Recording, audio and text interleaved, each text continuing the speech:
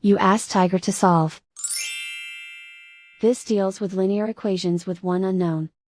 The final result is n equals 3. Let's solve it step by step.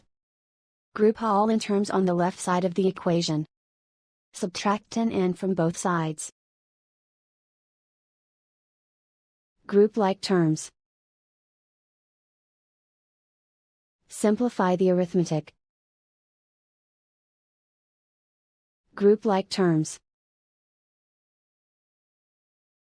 Simplify the arithmetic. Group all constants on the right side of the equation.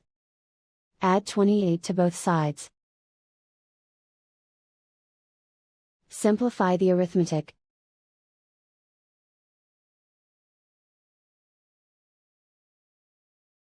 Isolate the n. Divide both sides by 10. Simplify the fraction. Find the greatest common factor of the numerator and denominator. Factor out and cancel the greatest common factor. And so the final result is n equals 3.